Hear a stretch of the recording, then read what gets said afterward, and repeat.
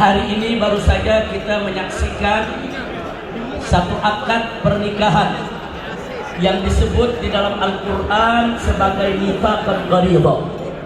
Siapa yang melakukan akad nikah, siapa yang melakukan perjanjian pernikahan, Allah nyatakan dalam Al-Quranul Karim, faqala ta'ala wa akhadna minkum mitsaqan ghalidha. Perempuan-perempuan tersebut, para kaum istri tersebut, akhadna, mereka mengambil minkum, daripada kamu sekalian, mitsaqan ghalidha, yaitu perjanjian yang kuat. Jadi begitu akad nikah dibacakan tadi, begitu akad nikah serah terima ijab qabul dibacakan tadi, kenapa disebut sebagai mitsaqan ghalidha? Karena melalui perjanjian tersebut melahirkan aneka ragam hukum dalam rumah tangga yang langsung melekat kepada sang suami maupun istri, yang sebelum akad dibacakan hak-hak itu belum ada, ibadallah.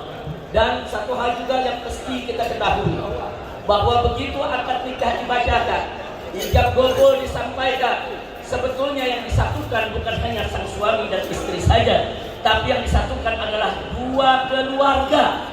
Lalu barusan kita menyaksikan bagaimana Sayyid Abdullah bin Muhsin As-Saggaf melakukan ijab qabul, yaitu untuk menikahi daripada Syarifah Aliyah binti Haidar Maulad Dawilah. Sebetulnya bukan Abdullah dan Aliyah saja yang dijadikan satu dengan akad nikah tersebut, tapi dua keluarga, keluarga Habib Haidar Maulad Dawilah dan keluarga Habib Muhsin As-Saggaf disatukan menjadi satu keluarga karena ikatan tersebut. Bahkan bukan hanya keluarga Habib Muhsin dan Habib Haidar saja, tapi juga keluarga besar Maulad Dawilah dan keluarga besar As-Saggaf yang hari ini disatukan, ya ikhwan. Alhamdulillahirabbil alamin. Karena itu, karena ini merupakan mitsaqan ghalidha, karena ini merupakan satu perjanjian yang kuat, yuk, baik yang baru menikah maupun yang akan menikah, termasuk juga yang sudah lebih dulu menikah, untuk betul-betul menjaga perjanjian yang kuat tersebut, saudara.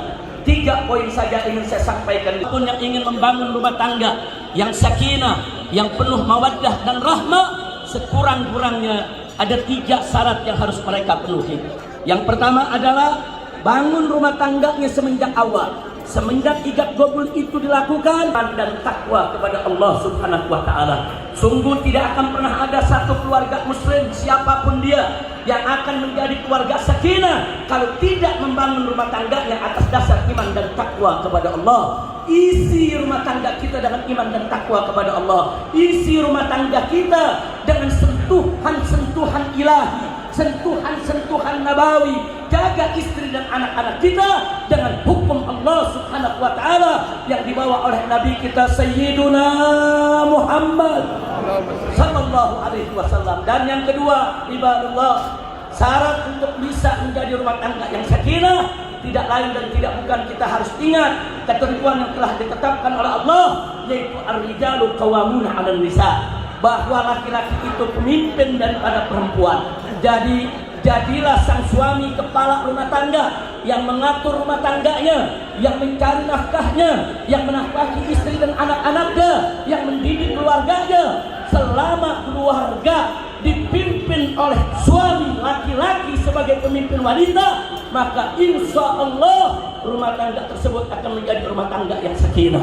Tapi kalau sudah satu rumah tangga dikuasai oleh wanita, dikuasai oleh istri, tanpa suami punya kuasa sama sekali, itu pertanda rumah tangga tersebut ada sesuatu yang tidak beres di dalamnya, saudara. Dan yang terakhir, yang ketiga, saudara, yang ketiga, dan ini yang sangat penting, mulai dari awal pernikahan, kalau ingin mendapatkan istri yang salehah, ingin mendapatkan anak-anak yang solehin dan solihat, saudara, syaratnya adalah berikan nafkah kepada istri dan anak-anak kita dengan nafkah yang halal. Nafkah yang halal, nafkah yang halal. Kenapa, saudara? Saudara, saya umpamakan makanan yang berbakteri itu akan merusak kesehatan jasmani. Tapi jangan lupa, makanan yang haram itu akan merusak rohani, saudara. Seorang anak kecil diberikan makanan yang berbakteri, roti yang kotor, si anak memang gak dosa memakannya, saudara. Tapi begitu si anak makan, dia tetap akan terkena penyakitnya. Dia akan kena diare, dia akan sakit perut, dia akan kena kolera dan lain sebagainya, saudara. Akibat apa? Akibat diberikan makan yang berbakteri. Begitu juga makanan yang haram. Walaupun istri kita tidak tahu, walaupun anak-anak kita tidak tahu, tapi begitu kita berikan mereka makanan yang haram, rusak jiwanya, rusak karakternya, rusak akhlaknya. Bagaimana mau membina rumah tangga yang sakinah kalau kita tidak menafkahi keluarga kita dengan makanan yang halal? Ini yang ingin saya sampaikan, saudara. Yuk, mari kita jaga betul nafkah daripada anak-anak kita. Dan sebelum saya akhiri, ada satu manaqib dari salah satu wali min auliyaillah dari kalangan habaib, saudara, di mana suatu ketika dia mengajar para kiai di majelisnya. Kemudian ada orang datang memberikan satu kepok uang. Begitu diberikan, sang habib ini menerima apa? Dia bilang, abah ini di kanan kirinya ada anaknya duduk. Dia katakan, abang nggak butuh ini uang sebanyak ini. Diberikan anak yang duduk di sebelah kanan. Nah, ini uang buat kamu saja. Tidak lama kemudian datang lagi kamu, kasih uang lagi satu kepok buat si habib ini, saudara. Si habib ini begitu nerima, kali ini dia berikan anak yang duduk di sebelah kiri, saudara. Setelah itu masih depan para kiai, sang habib bertanya kepada anak yang di kanan di kiri, anak-anakku, ya waladi, itu duit sebanyak itu buat apa? Kira-kira kamu mau gunakan apa? Kalau abah udah nggak perlu, abah udah tua, abah udah cukup. Yang di kanan bilang apa? Abah, dia bilang, ini duit akan aku gunakan abah untuk berangkat ke Hadramut belajar agama di sana, supaya nanti pulang bisa gantiin abah dakwah di sini. Senang hati abah. Terus yang kiri ditanya, kalau kamu untuk apa ya waladi? Yang kiri jawab, abah, kalau saya mau belajar agama kenapa jauh-jauh ke Hadramut? Abah ulama, abah alim, anak belajar sama abah aja. Lalu duitnya apa? Ya duitnya anak muda buat jalan-jalan, bang, buat tamasya. Yang penting kan gak haram, buat tamasya. Sang ayah diam sejenak. Kemudian apa dikatakan sang ayah? Begini, dia ambil duit dari yang sebelah kanan sini. Kalau kamu mau apa namanya, mau ke Hadramut, jangan pakai duit ini. Diambil, diberikan ke sebelah kiri. Yang kirinya duitnya diambil, diberikan ke sebelah kanan, ditukar itu duitnya.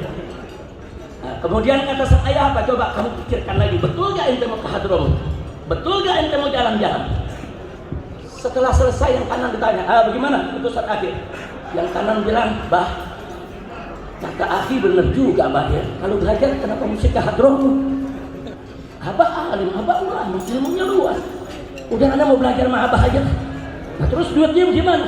Ya duitnya buat jalan-jalan, bah. Terus yang kiri ditanya, bagaimana ente?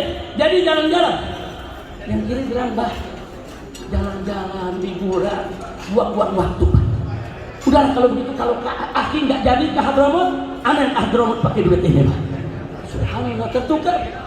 Kemudian sang habib nanya sama kiai di depan, kiai lihat anak punya anak berubah gak? Dia punya pendapat berubah, Beb.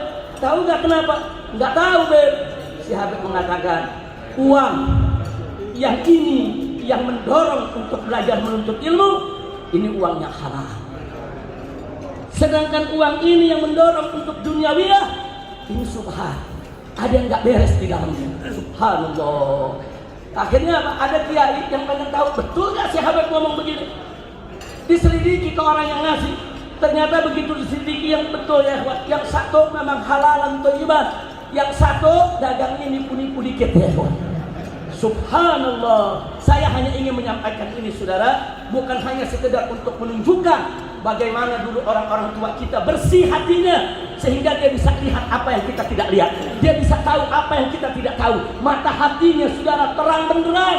Dia bisa lihat mana uang yang halal, mana uang yang haram. Tapi ada pelajaran yang tidak kalah pentingnya, saudara.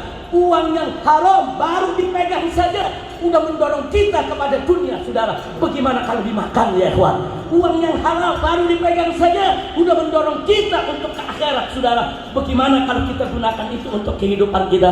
Inilah yang saya maksudkan tadi. Yuk bangun rumah tangga kita, baik yang baru menikah maupun yang akan menikah. Begitu juga yang sudah lama menikah. Yuk kita mulai dan ulang lagi dari awal lagi. Bagaimana menafkahi keluarga kita dengan nafkah yang halal. Mudah-mudahan kedua mempelai diberkahi oleh Allah Subhanahu wa taala, dijadikan suami istri yang sakinah, yang penuh mawaddah warahmah, dikaruniakan anak-anak yang sholihin dan sholihat.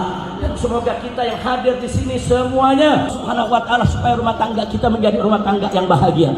Dan kita doakan juga yang belum menikah supaya enteng jodohnya, biar cepat menikahnya, biar dapat juga keturunan-keturunan yang salihin dan salihah. Ala hadhihi niyyah wa likulli niyatin salihah wa ila hadratin nabiy alaihi wasallam al-fatihah.